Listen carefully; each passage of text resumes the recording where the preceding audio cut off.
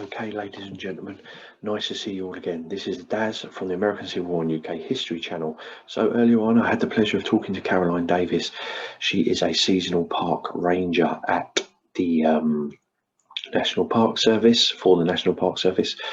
We had a chat about Stones River, an unforgotten battle. Unfortunately, I had issues when recording the video and it didn't look right, so I've had to record the video but put the audio over the top.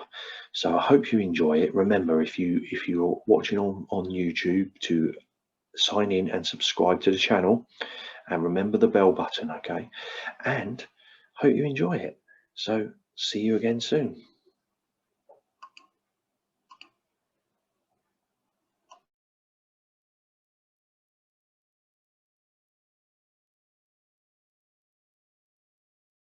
Hey, welcome everybody to the American Civil War and UK History channel on YouTube, Facebook and Instagram. Today we're joined by Caroline Davies. So Caroline, what sparked your interest in the Civil War?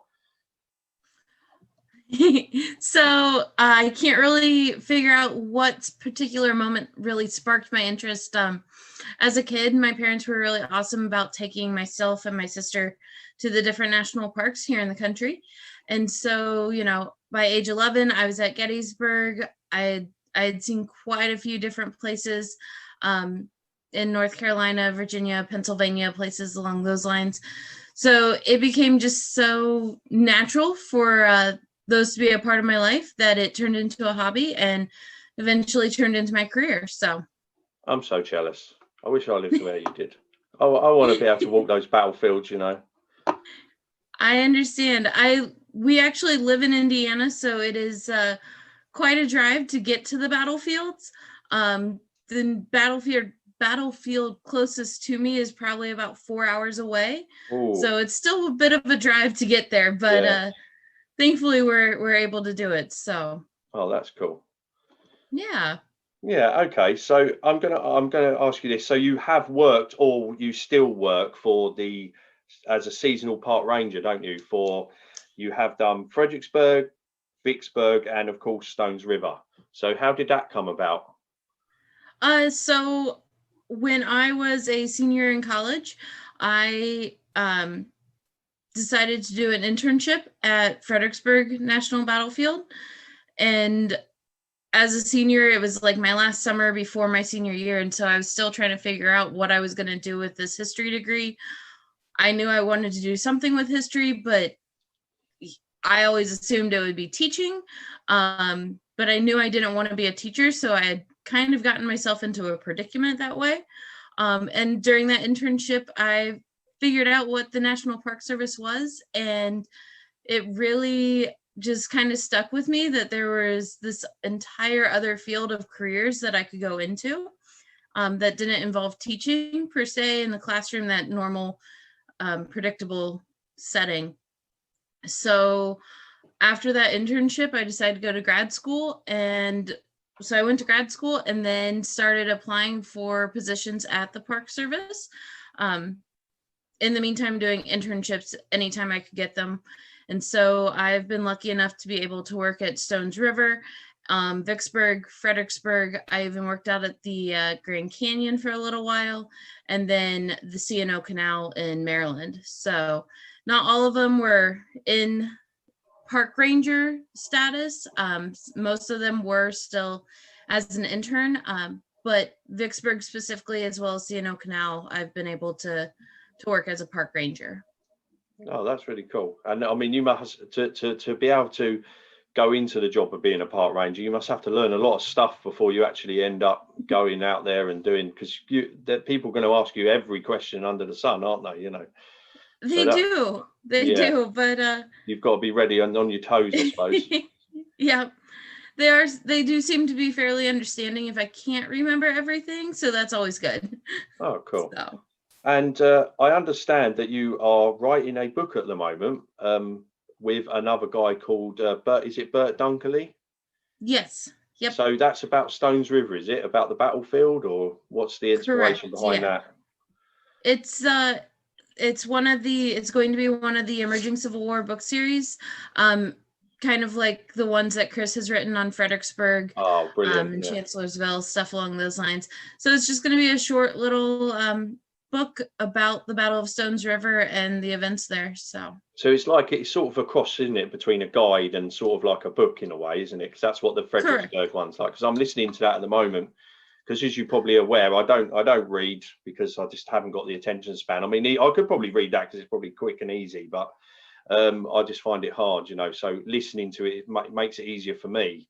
And the fact that I they're understand, all, yeah. you know, you can listen to them instead makes it easier for me. But you know, I mean, I'm enjoying it. It's really good, you know. I mean, he's got about 12, I think, hasn't he? Something like that. So if you guys are going to add to it, it's even better, you know. And it gives people that little bit of the guide to the battlefield, I suppose, if they don't want to go around with a tour guide, doesn't it? Or Yep. you know. Anyway, so also I understand that you had a relative that unfortunately got killed at the Battle of Stones River. Yeah, as best I can figure out, that's how he unfortunately met his end. He was from a little town called Jackson, Kentucky.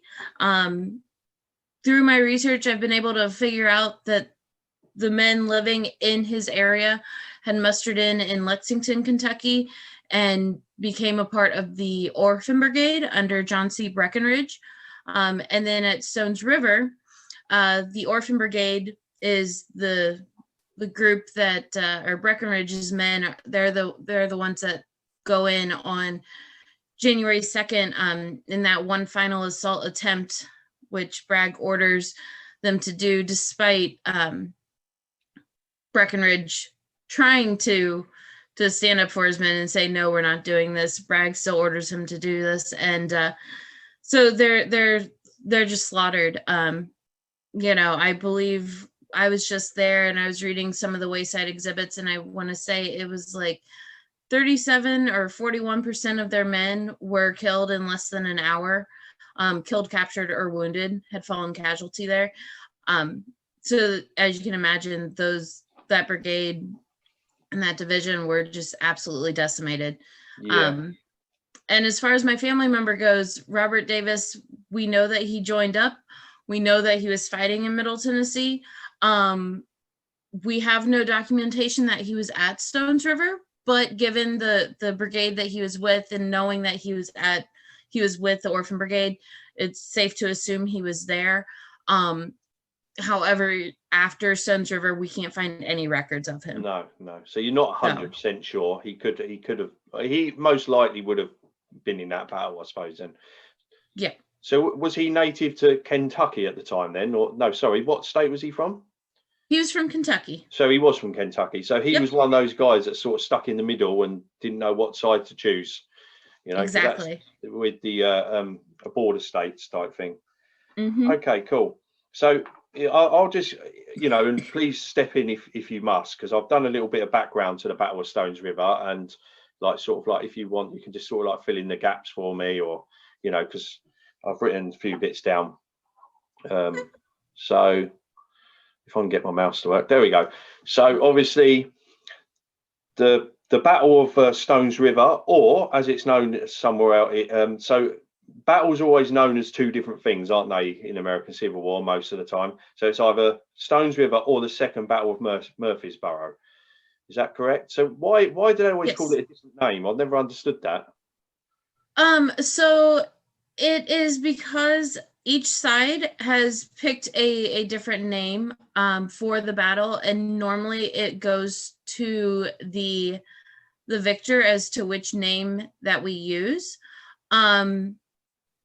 So you have battles such as Bull Run, which also goes by the name of Manassas.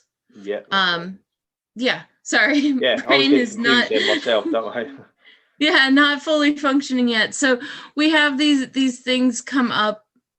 I believe it was the Confederates tended to name a battle after the nearest city, and the Union tended to name the battles after the nearest waterway. So Bull Run is actually like a little waterway that runs through Manassas. Manassas, of course, is the name of the town. So it's weird. You have this strange kind of dichotomy between which name that we're using. So. Oh, that's pretty cool. And just for the viewers at home, Walmart is not there at the time of the battle. Anyway, so Major General Braxton Bragg had been in Murfreesboro since 20th of November 1862. His army of Mississippi had joined together with the Army of Kentucky to form the Army of Tennessee. So, Caroline, please tell us a little bit about Bragg, because he's a bit of a not controversial, but I hear that he's not very well liked by his but by his officers underneath him. Yeah, I have to agree with his subordinates. I am not a fan of General Bragg. Bragg gets a bit of a reputation because of how the Kentucky campaign is handled previously to Stones River happening. He makes some people mad, and then fast forward to December of 1862. Here we're sitting at Stones River. They're supposed to be in camp, and there's one instance in particular that really kind of seals the deal with most Kentuckians hating him, in which he actually orders the execution of a Kentucky soldier. This soldier had received word that his father had passed away and his homestead was falling apart. His mother couldn't take care of it. He asked for leave to go home, and was denied. The thing is his time with the army was about to end anyways.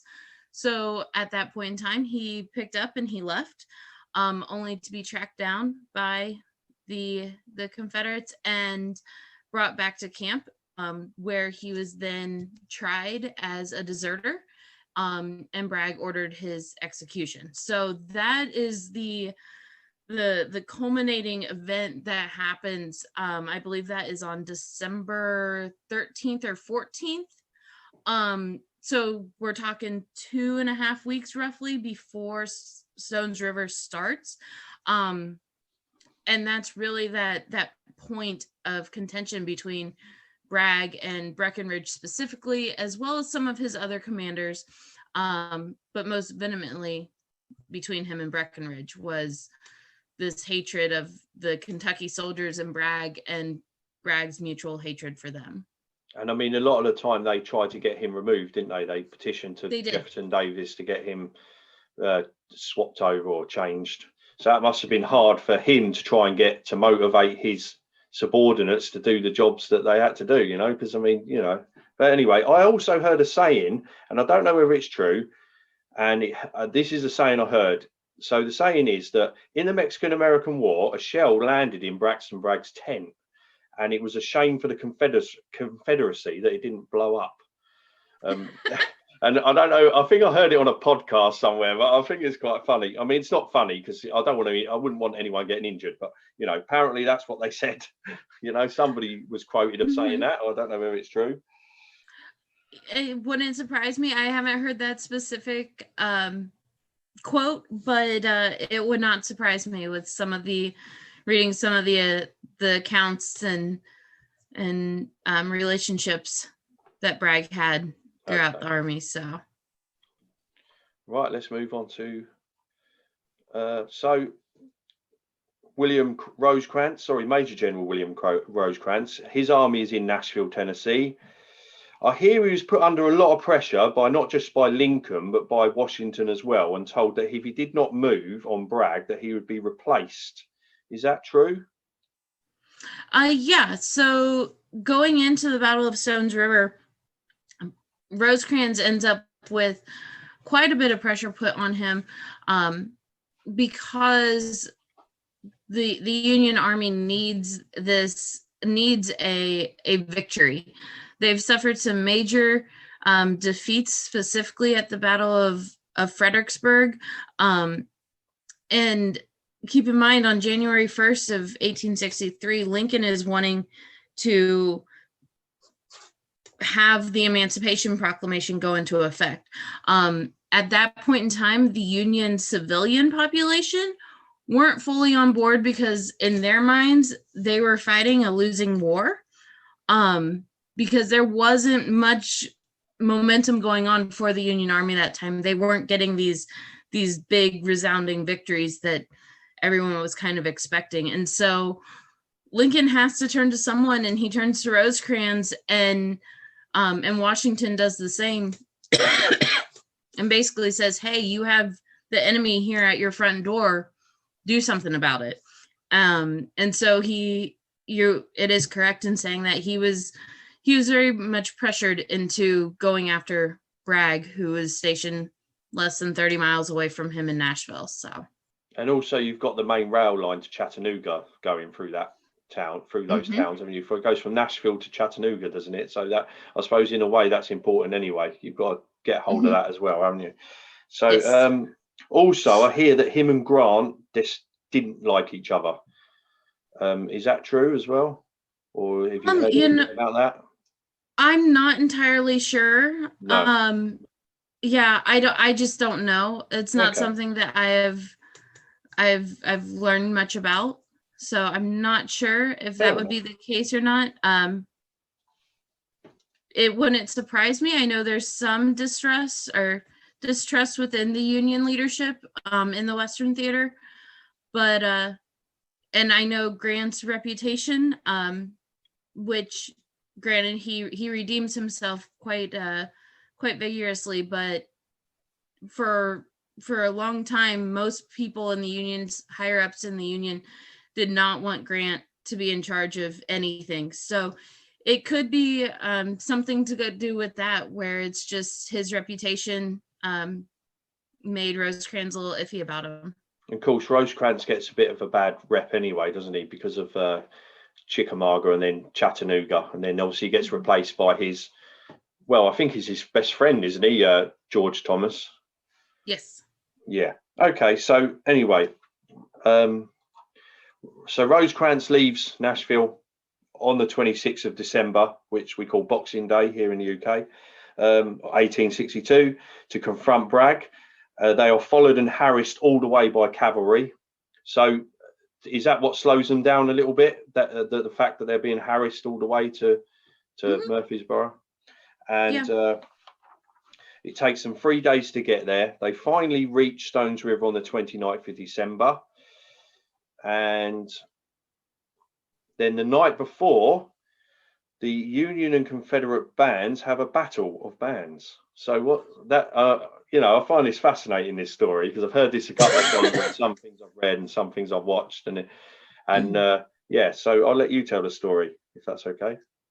Yeah, definitely. So on the eve of battle, and this remarkably isn't the only place that we see this happen at.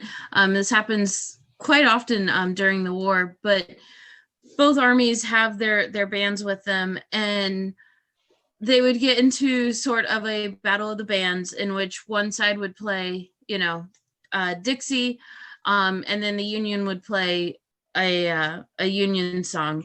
And they would kind of go back and forth. But the remarkable thing about the Battle of the Bands here, and it's one of my favorite quotes from when I was working there, basically what they say is that at some point the bands kind of fell silent, and all of a sudden they struck up the song Home Sweet Home, and both bands kind of joined in, and there was a hush that fell over the battlefield, which I thought was always super remarkable. And I really love telling that portion of the story at Stones River, because it's funny that we call this the Battle of the Bands, but then to wrap it all up by them playing Home Sweet Home,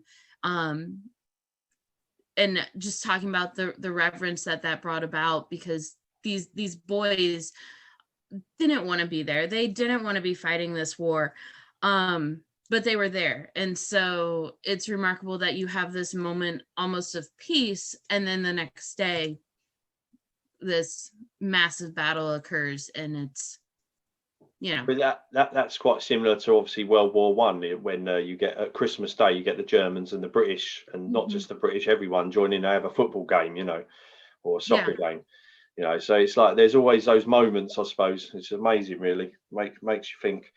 And then, like you said, the next day they're killing each other. Okay, so the Army of Tennessee had around about 35,000 men with Braxton Bragg, as we've already said. And so this is the Army of the Tennessee Command. So these are the main 4 commanders on the day, aren't they? So you have Bragg, the main commander. You have Leonidas, I can't even say this guy's name, Polk. There you go, that'll do. William Hardy and Joseph Wheeler. So we'll move on to the Union. The Union have obviously William Rosecrans, and you have Major General Alexander M. McCook, George H. Thomas, which is, I do believe, is Rosecrans' best mate, and we have Thomas L. Crittenden. I can't say that one either. God, I've got to get better on these pronunciations. Right. So the battle starts at around about 6 a.m. and Lieutenant General William Hardy will attack the Union right flank and catch the Union still asleep. So there's at this point they're all still asleep, are they? They're having a nice dream, and the next thing you know, bam, pretty much. That must have been really hard. Some real hard fighting took place in a place called Hell's Half Acre and the Slaughter Pen, not to be mistaken with the one in Fredericksburg. The reason I bring this up is because Chris Mikowski mentioned it in a video the other day, and he that he was making for you guys when he was taking photography of the battlefield. And he said he basically said, just remember the real ones in Fredericksburg, or something along them lines. I can't exactly remember what he said, but it was quite funny. It made me chuckle anyway. So yeah, the real ones in Fredericksburg. No, it's not really. But yeah, so yeah, watch it back. You'll see what I mean. But anyway, so Hell's Half Acre and the Slaughter Pen. Could you just tell us a little bit about that? Yeah, so Hell's Half Acre and the Slaughter Pen, they happen kind of later in the day, early afternoon, for this battle, which it's really quite interesting. Both leaders, both Rosecrans and Bragg, they set up the almost identical battle plans, in which I've got to remember my left from my right now. This is the difficult part. Yeah, I always forget that. Don't worry. So, yeah, no, you're fine. So, the Confederates, when they're attacking, they're going to attack with their left, the Union right. At the same time, the Union is attacking with their left to the Confederate right. So you almost end up with this clockwise rotation going on in the battlefield. The only difference being, however, is Bragg orders the attack to start very early. As you stated, it was 6 a.m. He orders this attack to kind of go through. The Confederate left attacks the Union right, who is under the command of General McCook. And I think one of the funniest quotes from the Civil War is when McCook is referred to as a chucklehead, because he's kind of portrayed as this bumbling idiot, to be for lack of a better term. And McCook's men are taken by surprise because McCook likes to sleep in. So while the rest of the Union Army had been kind of up and preparing for a battle of some sort, McCook likes to sleep in. And, I can't fault him for that. We all like to sleep in every once in a while, but perhaps not on a day of battle is the best time to do that. There's a time and a place for sleeping in, isn't there? Exactly, yes. Yeah. So when the Confederates attack, his troops are just run over because they haven't been prepared to face off with the Confederates this early in the morning. So sorry, it's kind of like both sides. So the Union are sort of winning that side, and then the Confederates are at that point of the battle. Correct. Yep. Also, I heard that William Rosecrans was standing next to one of his subordinates, and he unfortunately got his head blown off. And yes, General and yeah, sorry, not General, but Garichet. He was one of Rosecrans' quite good friends, and they were riding along the line, checking the lines, and a cannonball comes through and decapitates Garichet in a matter of seconds.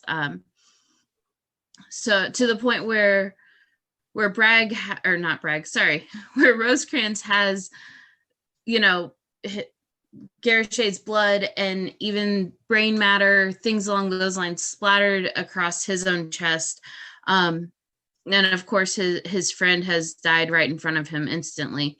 It's a pretty gruesome sight to see for everyone. It's something that Rosecrans will remember the rest of his life, and it deeply affects him, as well as the other people who were riding along with them at the time. So you can't even imagine that, could you? Couldn't even imagine it. Horrible. No. So the Confederates do achieve their objective in the end, don't they? They capture 28 guns and 3,000 Union soldiers, as from what I've read. And by 4:30 p.m. that day, that battle on that day it finishes. And I heard that both sides sent their representatives, or their respected commanders, and told them that they'd both won the battle. So where is that true? Yes.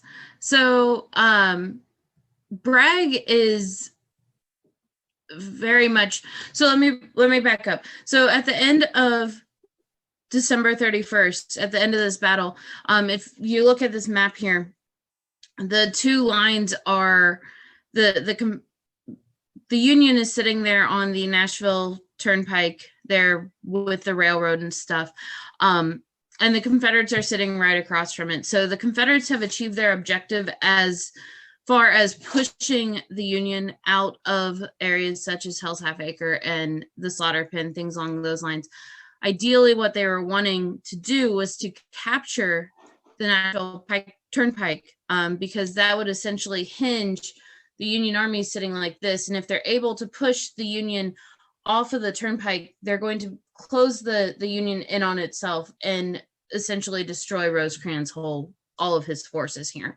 The Confederates aren't able to officially do that, mostly because you have smaller groups of men of the Union Army who are holding that hinge. So right here in that hinge portion, such as Hazen's brigade, and it's men like that who hold their position so staunchly on the 31st that the Union is then able to kind of rebuild and regroup, and so they're able to maintain that line there. So the Confederates are on this side of the Turnpike. The Union is up here on the Turnpike, and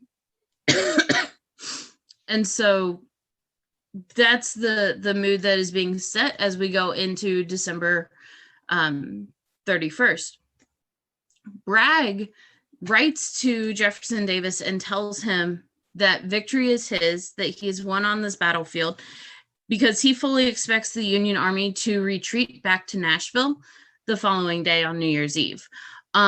Rosecrans doesn't necessarily believe that he has won the battle. He sees it for what it is, that they're kind of more in a stalemate. So he goes to his subordinates and he asks them their opinion of, do we retreat? Do we stay and fight? What do we do? And he's kind of emboldened in the fact that, no, we're going to stay and we are going to fight here at Stones River. And so that's what they do. And so on the morning of January 1st, on New Year's Day, both armies wake up. Bragg, fully expecting to see the Union Army has cleared out, wakes up to realize that the Union Army is still there. Rosecrans didn't think that Bragg was going to retreat or anything, so he doesn't really wake up to any surprise. But you are correct in saying that on the night of New Year's Eve, both of them had a sense of, we've won this battle. Bragg just seemed to be a little bit more confident in that, in writing back to Jefferson Davis and letting him know. Like I said, Rosecrans never really writes home about winning the battle. He more or less goes to his subordinates and asks, all right, after this entire day of fighting, do we stay? Do we leave? And ultimately the decision is to stay. So they wake up on the 1st, and do they actually engage on the 1st? Because there's not really much information about the 1st. I think there's a little bit of scrapping, isn't there? There's just a little bit of skirmishing going on back and forth. For the most part, they kind of call a ceasefire on January 1st, so that each opposing side can go out, collect their dead, care for their wounded, things along those lines. So you see some skirmishing going on, but not an overwhelming amount. For the most part, it's pretty peaceful on January 1st. Thing is, people forget that, you know, the dead need picking up and wounded need, and they used to do that a lot in the battles, didn't they? Used to have a little truce, didn't they, in between, so they could go and well, how would they engage that? Would they send someone over with a, I don't know, how would they, you know, instigate that? Or was it a gentleman's understanding or something along them lines? Yeah, I think it's more along the gentleman's understanding. Just, you know, they're tired, they're worn out, and that's the same on both sides. And I think it's one of those things where it's just generally understood that that's what they were going to use the day for. Okay, so we get on to the 2nd then. So from what I gather, the 2nd, nothing really happens until about 4 o'clock in the afternoon. Bragg directs John Breckinridge, who you spoke about at the beginning, to attack the Union right, was because obviously the Union was on a hill east side of the river. Breckinridge was not happy with this because obviously he knew that this was going to be a suicidal attack. But they did push the Union back across McFadden's Ford, but then ran into heavy fire from Union guns. And then the Union guns, the Union then counterattack and pushed Breckinridge back. And like you pointed out earlier, he loses a third of his Kentucky troops, which unfortunately might have been the part where your relative, unfortunately, disappeared off the map, sort of thing. Yep. So that must have been quite horrendous. Like you said, it was a third, so that was quite a lot. So how many was actually in that part of the army at that point? Do you know? In the Orphan Brigade or with Breckinridge, I believe it was 4,100. Okay. So, and the reason they're called the Orphan Brigade is because of, I can't remember how they got the nickname now. Do you remember that? Yeah, so the Orphan Brigade, they get their name because they're made up from men from Kentucky who, as you had mentioned earlier, they don't really have a side. They're a weird border state, so they don't side with the Union. They also don't side with the Confederacy. So the state in and of itself, without having an allegiance to one side or the other, is deemed as an orphan. And so the Orphan Brigade are men that were from the state of Kentucky who were, for lack of a better term, orphaned by the war because they did not have an allegiance to one side or the other. Okay. And I don't know why I keep doing that, sorry. You're fine. So the battle finishes, and I understand as well that a monument was put up. So I think, was that on Hell's Half Acre? Yes. Where that was put up. So the monument was put up actually before the war ended, wasn't it? Is that correct? Mm-hmm. So it's correct, the oldest monument in well, not in America, you know what I mean, as in for the Civil War is concerned. That's the oldest one. And then they built a cemetery around it, is it? Yes, so the cemetery, if you're looking at this picture, if you're looking at the monument, the cemetery is going to sit off here to your left. This is the Hazen Brigade monument. Hazen Brigade is that group of men that I was talking about who were fighting here right there on that hinge, holding the Union line for them. And so the men of the Union Army wanted to honor Hazen and his men, some way. So they erected this monument here, and it is the oldest Civil War monument still in its original location in the U.S. And that wasn't just for the soldiers, a monument just for the soldier that died at Stones River, was it? Was it for some other battles in the area as well? I think I read that somewhere or something. Is that true? Yes, I believe so. However, the battles that it was for escape me at this point in time. I can't remember exactly. Me too. I did hear it. Yeah, I watched something yesterday, but I couldn't remember what it was. Anyway, the worst thing about this battle, obviously, as you will know, is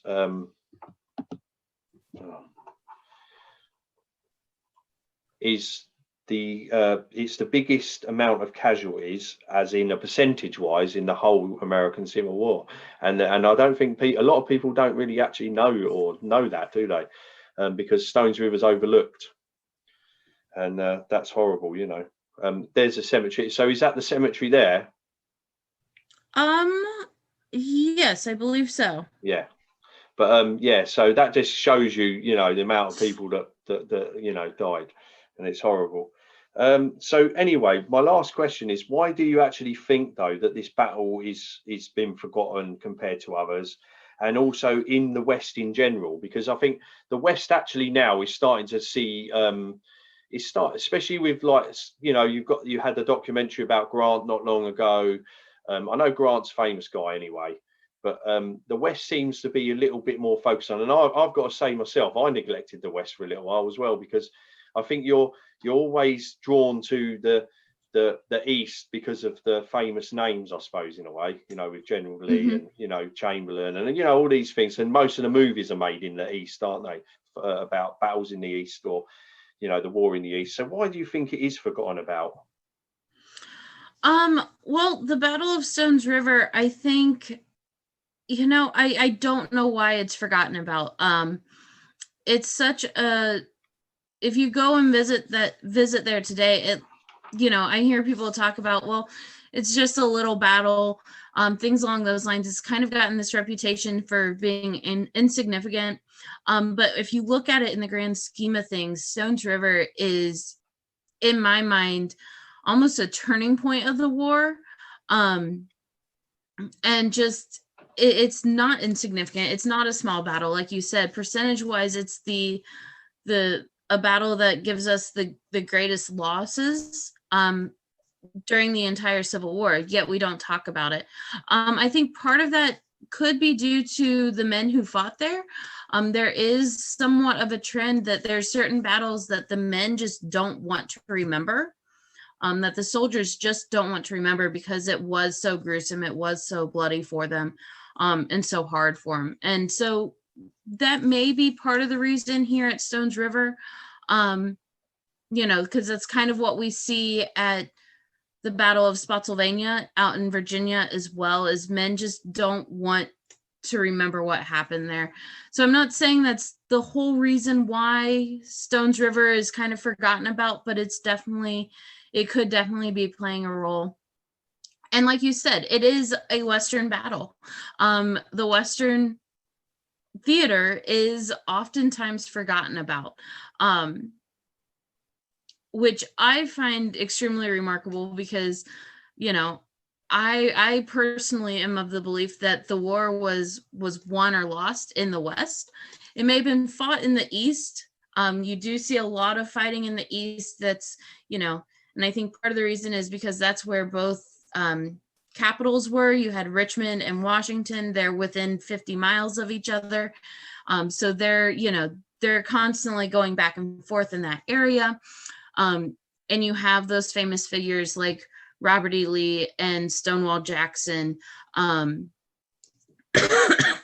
excuse me, and General Hooker for the Union and things like that. Like, you have these fairly famous people, and these are people who had previously made a name for themselves before the war ever broke out. In the West, you kind of have these underdogs who people know about them, but they're not those big famous leaders that you see, those stately leaders that you see fighting in the East. And so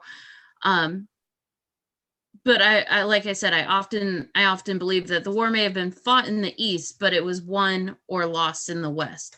The West is where you had your supply routes, you had the Mississippi River, the railroad lines, things along those lines, and the Union specifically had to secure the Western theater in order to win the war. Otherwise, the Confederates would continuously get the supplies that they needed. And Stones River in particularly, like I said, I consider it a turning point in the war.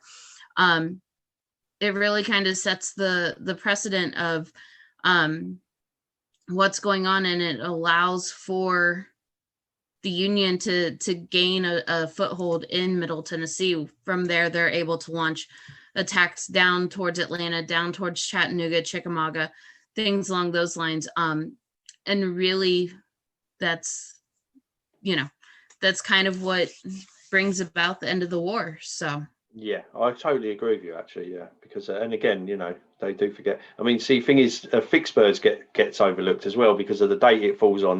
With Gettysburg being the third, and then Kronstadt falling on the fourth. But yeah. So anyway, big thank you to Caroline. Davies, for coming on and talking to us. And yeah, I really enjoyed it. Thank you so much. It's really good. And hopefully we'll see you again soon. Thank you. Yeah, definitely. Caroline. Thank you.